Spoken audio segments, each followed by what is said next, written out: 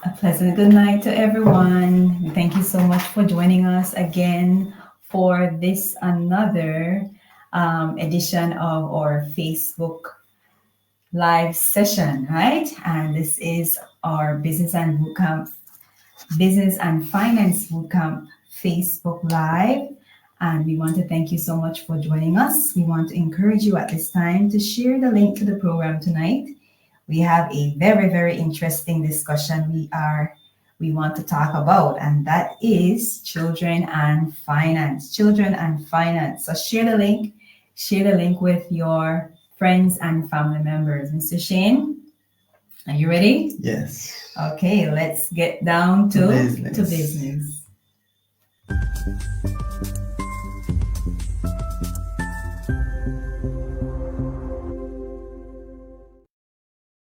Welcome back. I am your host, Chantel Neal, and I have my husband here with me, Mr. Shane Neal. We want to start off our discussion tonight with the quotation. I want to put this up on the screen. I want to put this quotation up on the screen. All right. And it says here, parents, did you know that talking to your children about money is one of the simplest but the most effective way to help your children understand personal finance? Again, I want to read that. Parents, did you know that talking to your children about money is one of the simplest but the most effective way to help your children understand personal finance? Now, what is this saying? What is this quotation saying tonight? Please let us know in the chat if you are hearing us well. Let us know if you can hear us well. What is this quotation saying to us tonight? No, it is risky business, Mr. Shane, to allow anybody else to teach your kids about money. Why is this risky for you to do as a parent? Well, one of the things that you will find is that in terms of teaching them and giving them the right counsel, might not be the right, they might not give from a Christian standpoint. That's very, very important. For example, while you as a parent might ask them, or not ask them, remind them of returning a tithe and an offering, someone might not do that. So as a parent, not only that, but you will give them your sense of your experience. You'll share your experience with them. You'll share some of the benefits that you have experienced as well. So you just got to be careful of who you. Yes, yes, and that is so true. We want to welcome those who are viewing us tonight. We are here on another live session, and we are talking about children and finance. Children and finance. And so we want to encourage you to send us your questions. We are, disclaimer from the beginning, we are no professionals, but we're sharing what we have done in our family to help our children to be financially literate. Now, you said something important. We should not leave the teaching of finance to strangers. As parents, just as we teach them to love the Lord, and I want to put this one up now, as we teach our children to know and love God and follow his ways, encouraging them to honor God with their money is an important task that cannot be neglected. So just as how we teach them how to walk, we teach them how to be respectful, we teach them how to, being, what you call it? What else do we teach them? We teach them how to eat and all of that. It is of importance. It is of high importance that we take the time to teach our children about money. Most of the time, what we learn about money is when we are already adults. Yeah. And we have already gotten ourselves into some deep holes. That's when we start to learn. But we want to break that cycle tonight. We want to break that cycle of, where children are learning about money when they're already married. And it can be very dangerous because, like I've read a true story about the young man in the movie Home Alone, Kevin. And I read that Kevin, at a very young age, he started acting, and he started making these, millions of dollars. And his parents wasn't there to really teach him the value of money. And so making all this money and don't know the value and don't know the importance of money, he started spending the money. He got into drugs, and his life just whole, upside down. And it reminds me that once you spend the time of teaching your children that money, you have to work hard for it, which means when you get it, you have to value it. Yes. When that child receives that money, that child won't just buy anything.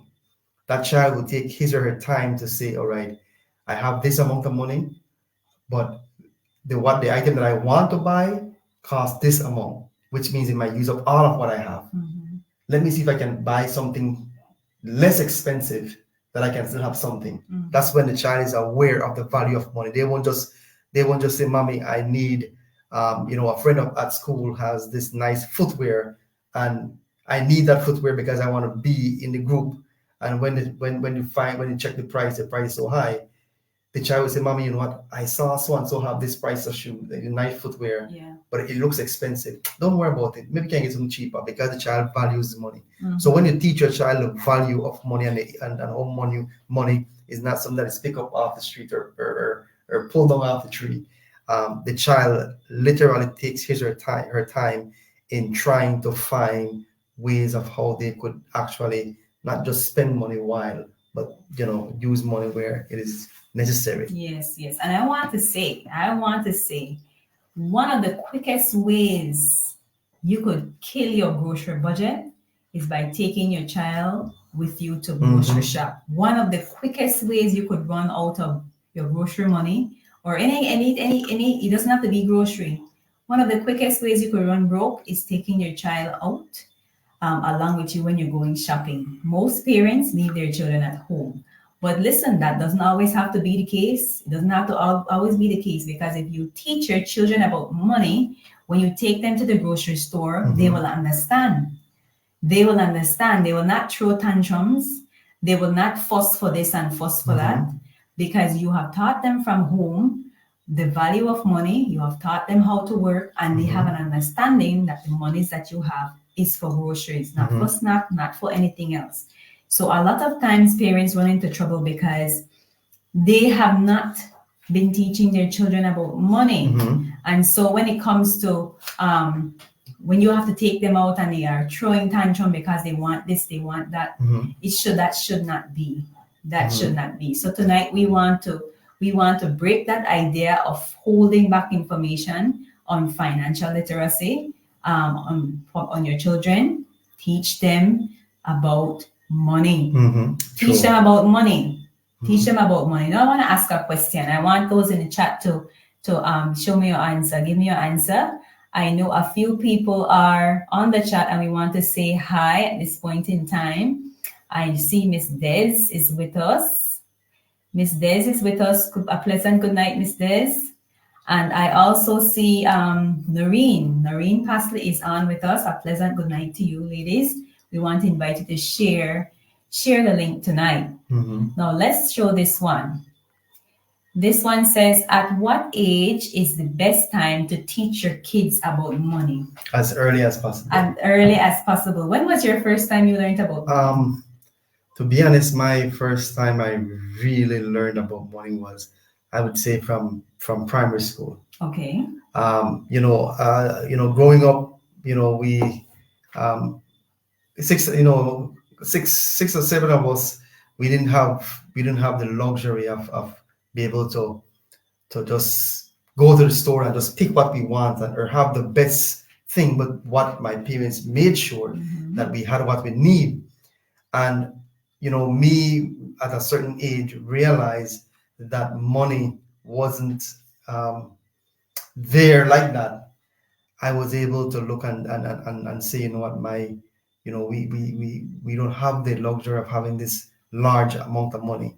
But I saw where my parents, whatever they work for, the way they devise and the way they split up the money just to make ends meet, just to be able to purchase certain things for the household. I realized before I was 10 years old, I realized how money was so valuable that, you know, even when simple footwear, I see some of my classmates, they were wearing Nike tennis, some really good footwear.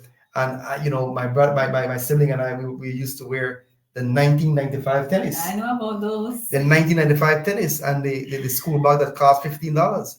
And as much as we wish we had the name brand, we literally value the fact that our parents were able to provide something that we could wear.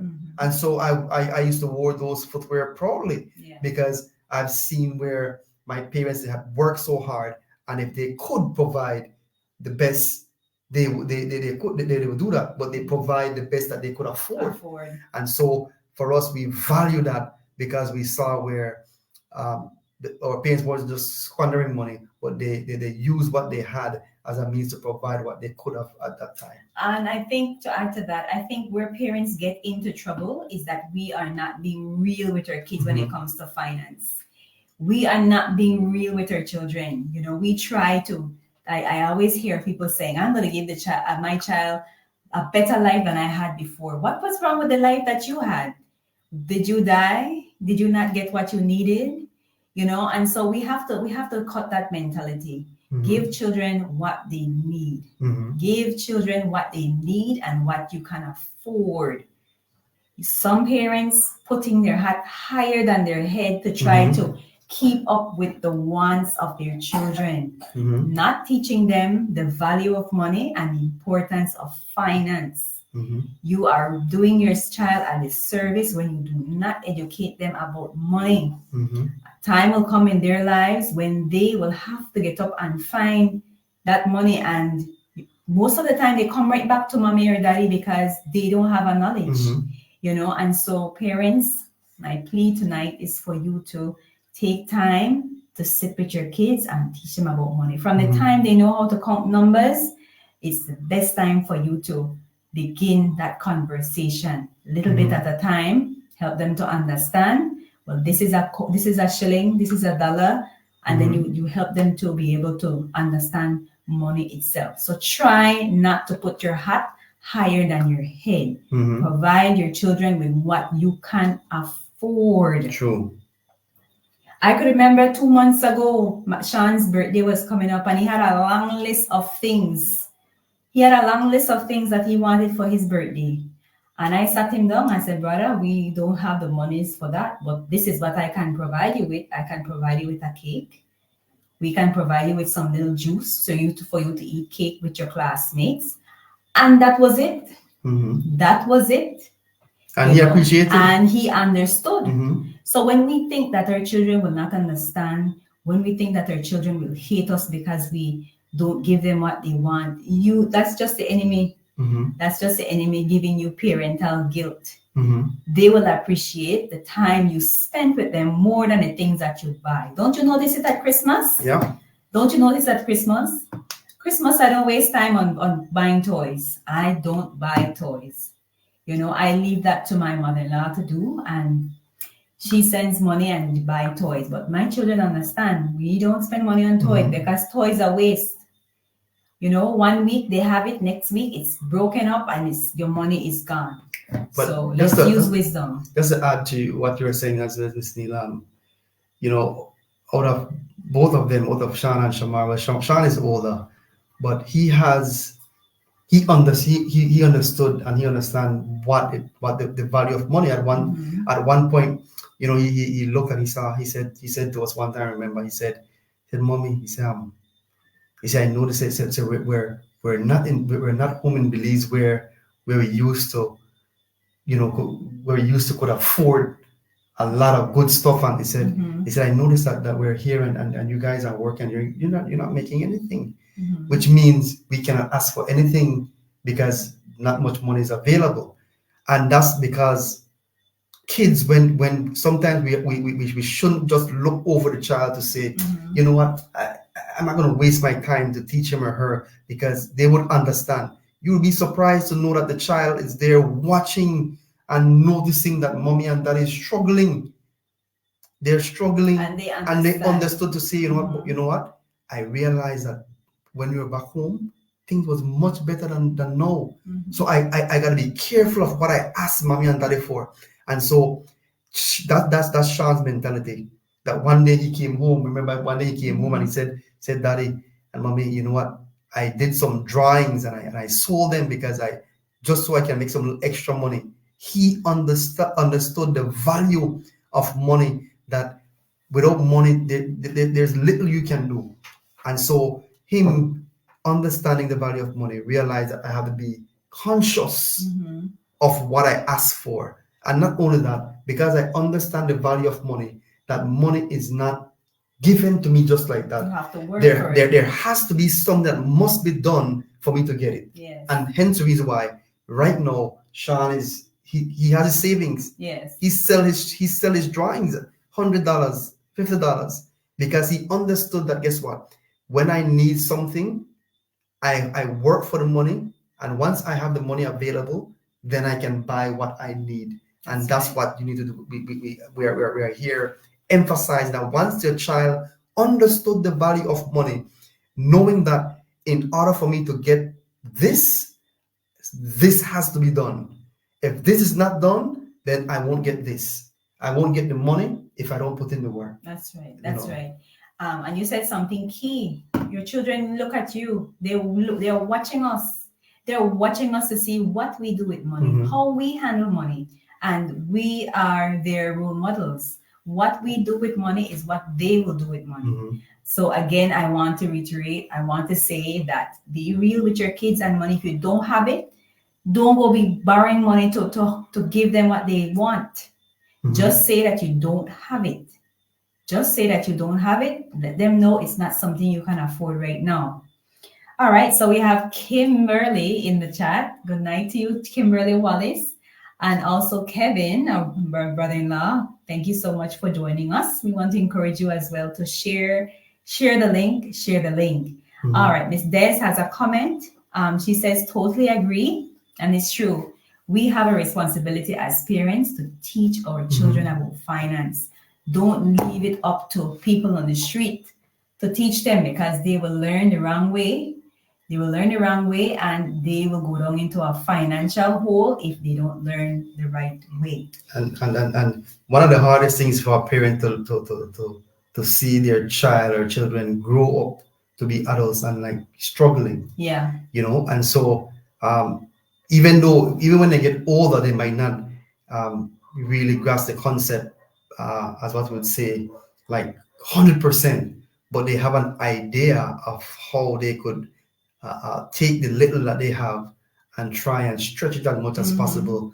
So even if they would use what they have to turn over, to bring in some more, they're making use of money, and that is very valuable with kids, because even with us, I remember when we were younger, when we used to what we used to do, we would go and if we would have to get mango or whatever, and we would sell it just to make extra money to take to school. And not only that, but what we would do when we would get a little $3, and that $3 have to be taking us to school, bringing us back home, and then maybe a little $1.50 to eat. I realized that that's not enough. And so what I would do, just like my oldest son, Sean, I would draw and I would sell my drawing, and that's how I would make my money. And this is at what age? And this was at age, come to that realization? About age 8, 9. Okay. And I would do my drawing, age 8, 9, or maybe 10. I would do my drawing. I would think 8, then 9. I would do my drawing, and I would sell my drawing. And my friends, they would purchase my drawing to just show both to girls and to other friends, and and I didn't mind, because at the end of the day, I get what I wanted, my value. So, but because I understood the value of money, I realized that, hey, I need to do something to make this money. And when we teach our children that, when they grow up, they remember certain things. Those values stay with them, stuck with them, to say that, hey, I realize the world that I'm living in, that I need to be careful of how I spend it, because I could be one paycheck away from going, Going broke. Going broke. So as you said that, I can remember I myself, I used to be the number one seller at my primary school until they had to tell me to stop sell because I'm running the tuck shop out of business. When I get up in the morning, I get up early, I make popcorn, bag it off, or I would put plums the night before, bag them off with salt and pepper, and I used to make my money too. So we were taught how to work. Mm-hmm. We were taught how to work. Why is it now that parents don't want to teach their children how to work? Is it taking anything off their children? Is it taking anything off your kids? No, teaching them how to work is a good thing, because remember, they will not always be under your roof. And so when you instill these values of work in your child, helping them to understand, because the monies we were making was not a lot of money to say, well, buy clothes or buy, it was just the what's the word? The necessities? No, that's the small things, pencil and things, but it's not for them to get no big job or anything, but it's just the practice, getting us used to making our own money. That was the goal of our parents. If we weren't doing all that when we were kids, we would have been struggling now. And hence the reason why we see a lot of young men just decide to hang out on the street because of their upbringing. Their upbringing was that, the parents would say, for some parents would say, I'm not worrying about John because he will learn. No, he won't learn. John won't learn. John won't learn. He won't learn the concept that if I don't get up and find a job, then I won't make money, because the parents are the ones who are sufficing them while they're at home with money. So even if that child, or that, my brother is in the chat, Kevin, I could use him as an example. When he didn't want to go, when he decided, he had passed. He passed to go to second form at EPR, and he did well. But he didn't want to go to school, and he said he failed. He didn't want to go to school, and so my dad said, "Well, guess what? You'll have to work if you want." And guess what? Guess what we did? We went. Him and my other brother, they went and they went and they found job to make money, because they understood the value of money. That guess what? If I want to buy a little snack or buy a little something myself, I can't rely on my parents to get, because they won't give it to me. But I need to work for what I want. I need to work for what. So understand the value of money, very important. Of course, and one of the last things you want your child not to be independent enough where they are able to stand on their own 2 feet. The training you give your child or your children now is the training they will need for when they leave your house. They could stand on their own 2 feet in terms of finance. You should not be going back to borrow money from your parents. I mean, things happen sometimes, but it shouldn't be a consistent thing where every minute you're running to borrow money from your parents. No, that shouldn't be the case. It should be the other way around. Your parents is coming to you for money. So we have to make sure that we're making it a priority for when our children are young. From they're young, teach them to understand money. Now we have some tips we want to get into. We want those who are viewing us to share with us your thoughts. What do you think about what we're saying tonight? Are we making any sense? Please let us know what was your first experience with money making? At what age did you start? Did you start to understand? Would you say that your parents, these are just some questions I'm throwing out. Would you say that your parents did a good job in teaching you finance? Well, I grew up with my grandma, and so she didn't know everything. We learned the work hard part, the work hard, make money part, but we did not learn how to invest. We did not learn how to save, and so both of those things go together. Now, when we're teaching our kids about money, we can start from their preschool or kindergarten age. As long as they know how to count, they should know how to understand the idea of money. Now tonight I have here with me 3 cups. 3 cups, and these cups are are things that we use for our kids. 3 cups. Let's see. This one says save, spend, and this one says your tithes and offering. So tithes and offering, you're spending and you're saving. But when you have your little ones, it's important for them to see. It's important for them to see what's happening. Now, for us older ones, it doesn't matter now because our monies go to the bank and we have an idea. But for kids, you have to let them see the benefit, or have to let them see how much money is going in. Everything is tangible so that they can get an understanding. Now, when you have a little one, when you have your little child, it says you need to have piggy banks. Do you remember days when you used to have piggy banks? Yes, we used to have piggy banks and cut them open before they fill up. Well, for us, we don't use piggy banks, but we use cups or jars. Cups or jars. And this helps to make things visible for your kids. It says when you use a clear jar, your child can actually see the money growing. It says we need to talk through how they can save money. And as they save money, they will see how their monies are growing. We need to talk to them about how they spend money. You know? As they save and spend, they must remember that you need to also take out your tithe. I'm not sure if Mr. Neil has his money there. We said we're going to make this one interactive tonight.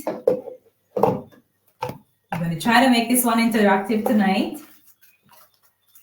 All right, so use your clear jar. Use a clear jar. And tonight we're going to practice how we're going to teach our kids how to use these jars. Now, say, for example, how much they're going to make? 5,000. 500. 500.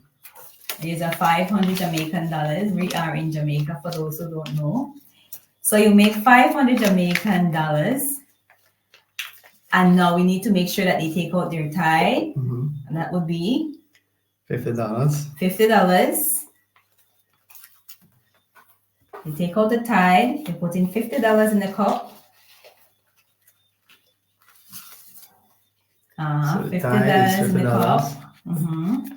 And then how much we're gonna and then the offering. Okay, we need to take out an offering. And we'll match the tithe with the offering as well. So that will be $100. So that will be $100. So $100. 100. 50 for tithe and 50 for offering. That goes in the tithe and offering cup. And the kids will be able to look in and see that, hey, there's money in here, but it has a specific purpose. So it's not, this cup is not the spending cup. All right, this cup is for them to be able to give back to God and to give an offering. Give an offering. All right, now we go to the saving cup. So the kids will have their saving cup. And we remember our total was 500. So we will save. We'll save 100. We will save 100. And that saving is the money they will use if they want to buy a snack when they go to buy grocery with you. I'll say that again. That saving is the monies that they can use when you go to buy grocery or you're going out. They will take money from their saving cup. It should not come from your wallet. Or maybe they see a toy or want something out there. This is a cup that they will get the monies from, especially if they have reached the amount that is the value, and they will purchase whatever item they want from their savings cup. So remember, now we're teaching them how to value money. We're teaching them how to delay gratification until they can afford to buy that toy. You are not going to pitch in as parents with all that money. You know, let them feel what it feels like to wait until they can afford, until the saving is at that the amount that the whatever the value of the item costs. Do not purchase it for them. All right. So saving $100 and those spending. All right, the total was 500, right? 500. Are we at 500 as yet? No. This is like 300. All right, so what do we have here? So we have a balance. What's the balance? 200. Okay, so let's use the 2000 as 200. All right, so now we have the spending cup. This cup they will use for purchase whatever they want to buy. And this cup they will use to put aside. They need you to put aside. Now, when we talk about this cup, the saving cup, this is where you will open an account for them. Right? Yeah. You'll open an account for them. How many of you, your children, have a bank account or a credit union account? It's important for them to have a credit union account. It's important because from the time they're born, you know you have an expense that's coming up, and that's their education expense. You don't want to wait until they're already 16 and ready to go into high school to begin to save. It will be hard. It will be hard for you to afford it. So I want to encourage you, if you don't have a savings account for your child, open one and have them save something on it every month. Every month as they get the money, have them save on it. Remember, you're teaching them from now, from their small, the value of money, the value of saving, the value of delayed gratification until they can afford to purchase what they're looking for. Do you remember when you had your first account? You had an account when you were a child? No, I didn't have an account. What? What happened there? What went wrong?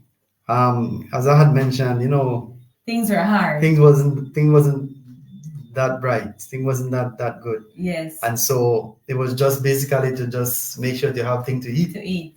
So having a savings account was luxury, but we didn't really have an account to say save anything, Hence the reason why when you look back at, as you grow up, and not only that, but while you're growing up, you learn. There are some people who teach you good values as well, and so you learn.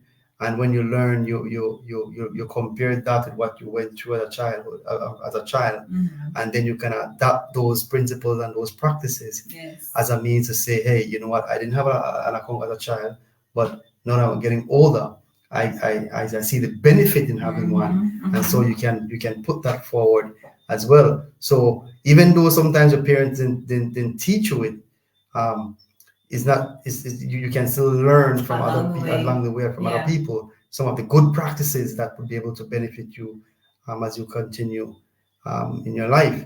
And so even though we didn't have the privilege of having an account, as you go up, I realized the benefit of having one, and so hence the reason why you go that road, right? So yeah, well, it's good. Not all parents could afford.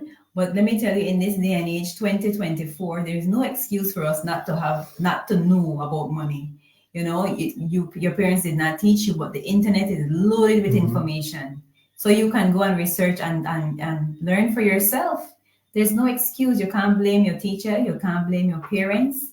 You will only have to blame yourself because you did not take the time to learn. And that's one of the reasons why we like to have programs on finance. We don't think finance, people talk about finance much, and I don't think that they value it much, not considering that we spend money every day.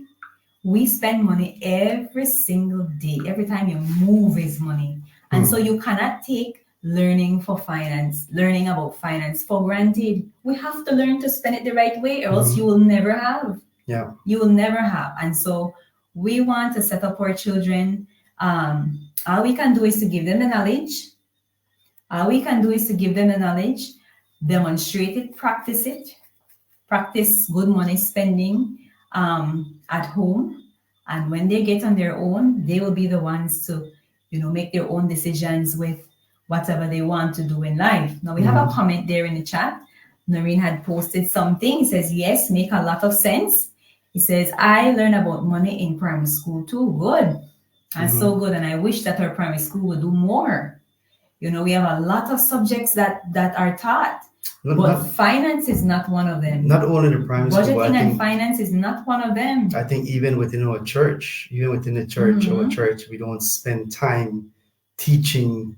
The only time you would hear about finance is when they're doing stewardship and tithes. That's the only time you really hear about. But in terms of talking about finance and talking about how family can manage finances. You Not don't hear something much that, sermons on no, finance. it's not something that is really taught as much in the church, and it is sad because a lot of people, even marriages, are going haywire because of finance.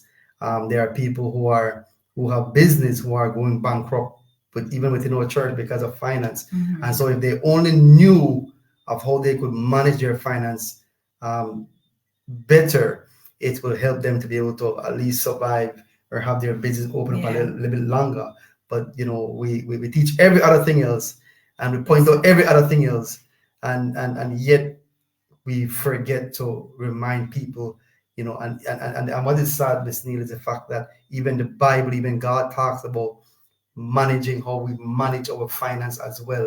Mhm. And I did a Bible verse in Proverbs chapter 22 and verse 6, I believe. Mhm. Proverbs 22 and verse 6, it says, train up a child in the way that he should go, and when he is old, he will not depart from it. Right. If we take the time to train our children, or teach them the value of money, that money doesn't come from them being on the street side begging.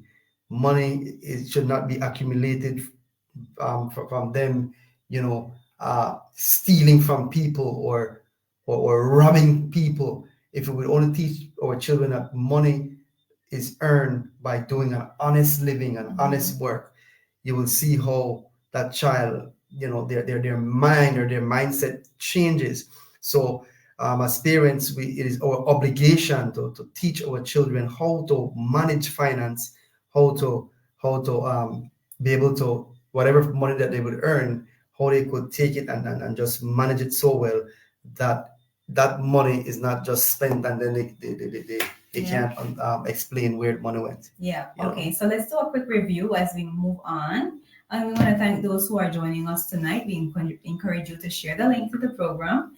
The first tip tonight was use a clear jar Mhm. for their savings. And we have our cups here that we presented.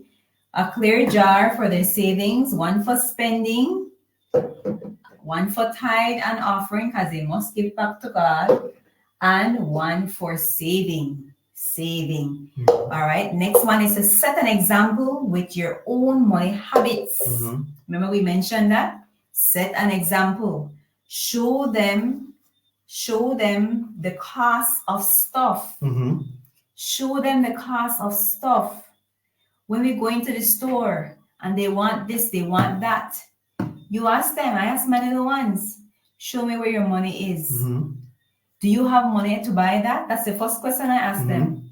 Do you have money to buy that? Because the monies I have is for us to buy grocery, not for us to buy that. So we're not mincing words. We're letting them understand clearly that the monies you have is for a specific purpose. Mhm. And if they want to buy that extra thing, then they need to tap into their saving, into their little saving or their little spending cup to take out from there. And you as a parent, you can even teach them as well. So even though you're the one that's making all the decision in terms of shopping, whether you're the mother or the father, you take your children to the grocery store with you when you're going to buy groceries. And as you're going to buy groceries, you let them know from in the vehicle where you're going to get to the store.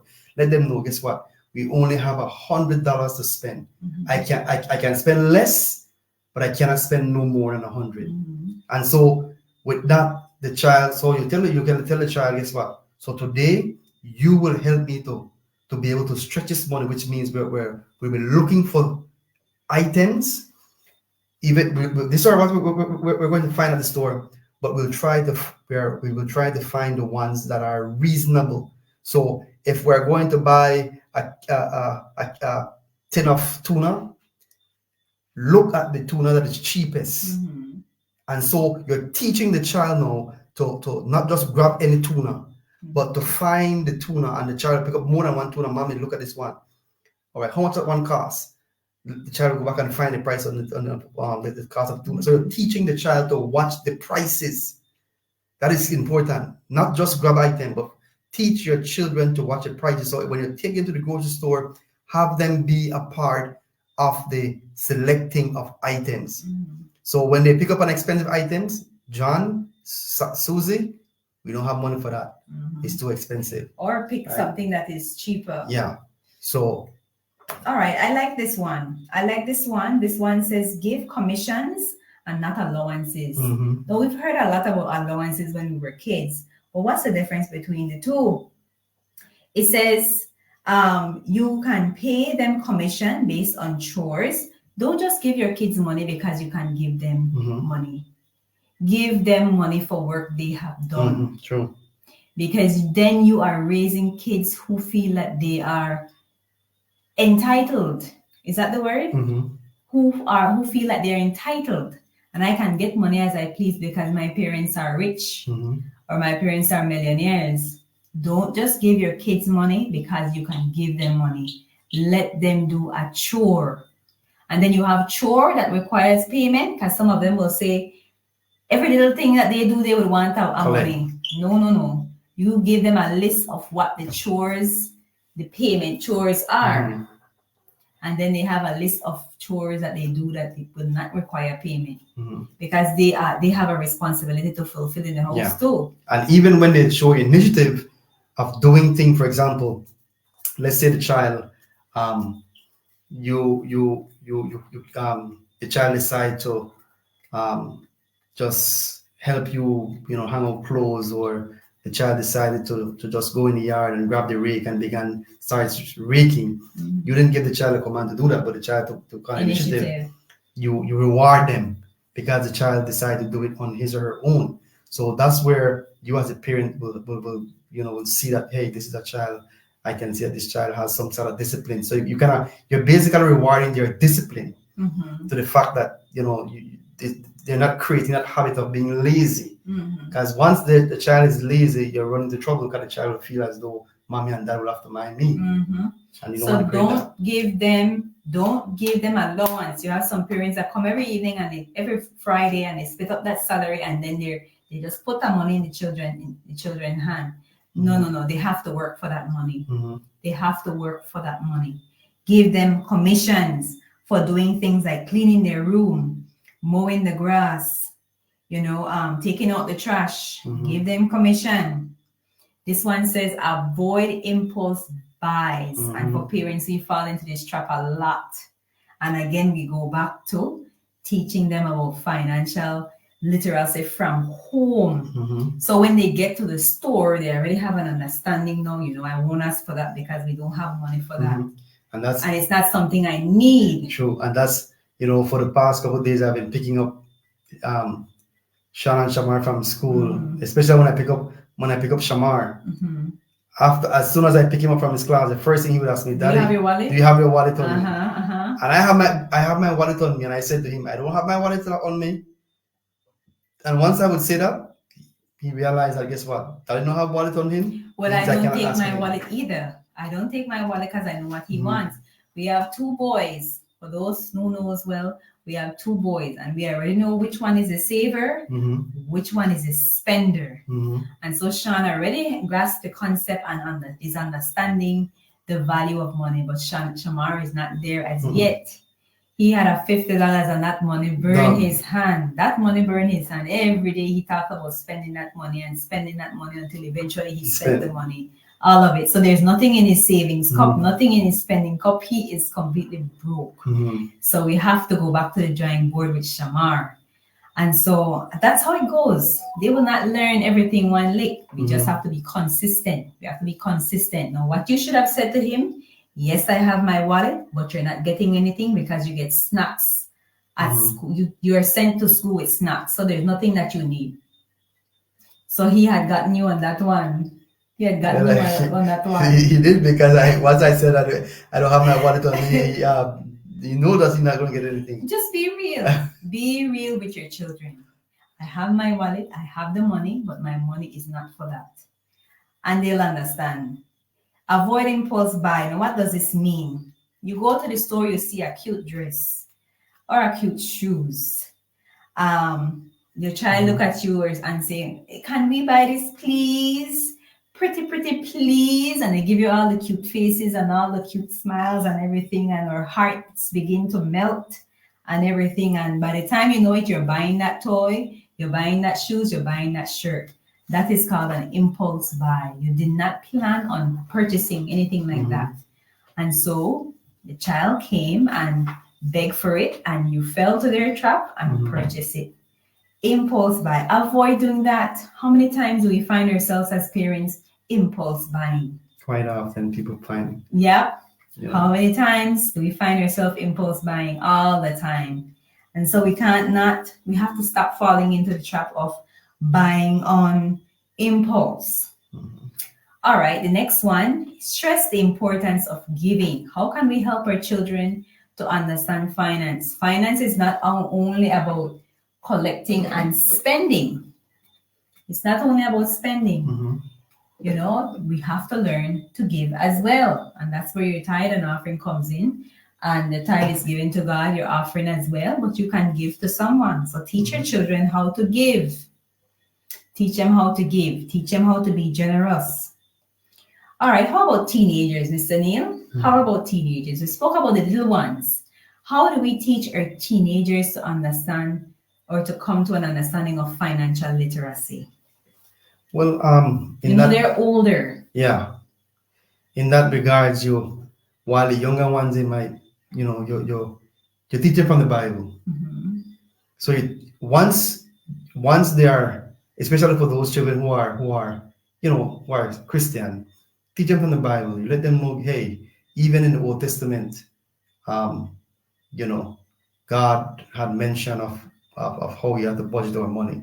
New Testament, same thing, So the Bible itself teaches us that even though everything belongs to God, God expects us to manage our finance.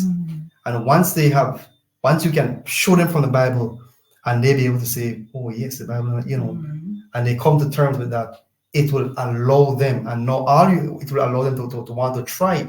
And once you have them on board, all you do from there is you be behind them and you guide them as they go along.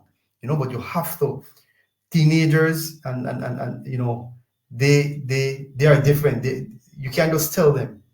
You have to show them and prove to them to say, hey, these are some of the benefits.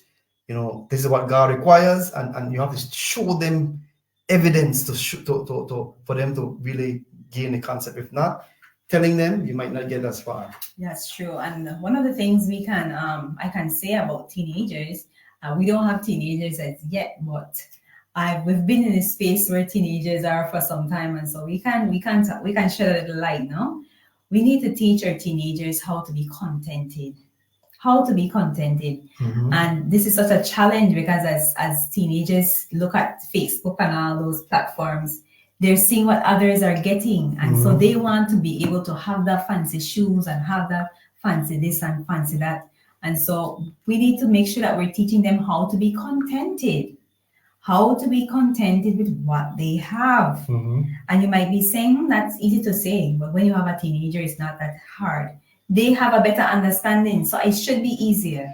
But it should be easier than the little ones that don't really understand the concept. And also you have to, with teenagers, it must be just like the younger ones. It must be practical. Let it be practical. Maybe you have a 14-year-old, 15-year-old in the house. You sit down with them. You make a grocery list, and then maybe 1 week or 2 weeks, or have them try it one time in a month. Have them try it. All right. Sam, this week, give them the list. I will be with you. This is the list. This is the money. What we have. I'll be there. You will be the parent for when you walk in and go to the store. I will be the child. You will be the parent. You will lead, and you watch how that child manage. For example, that child, like I had mentioned here, that child might pick up a cereal, and they realize that this cereal costs $8, but this one costs $5. And the child might say, you know what, this costs $8, but they have the same quantity, the same amount. You know what? I don't have money to afford the $8 one, but I can afford the $5 one. And if that child reason there, you know that, hey, this child has gained the concept. Yeah, they learn how so to shop. allow them to be a part, allow them to take charge and see what they do in those situations there. All right, so I'm not sure if Noreen is still with us, but I can remember when both of us were studying up in Corozal, we would get our weekly money. I think we would get $50 for the week or something like that. And some weeks it would almost look like we were running out of money. It was hard. It was hard for us to really balance that money. We had to give something towards rent, towards light, towards food, and we had to ensure that we had monies to come home on Friday. So that was a great lesson for us. It was a great financial lesson for us to learn how to manage the little money that we had, and to make sure that we had enough money to catch that bus on Friday evening. No, oh yes, she remembers. She remembers. That was a time. That was a time. We would go to Corozal on a Sunday, and the monies were so small. We had to make sure that we just eat boiled corn at school because we couldn't afford a big lunch and all of that. Or you go home to eat, and then you had to make sure that you have at least $5 to $7 to catch that bus Friday evening to go home with. All right. And so that was a financial lesson for us. But we learned.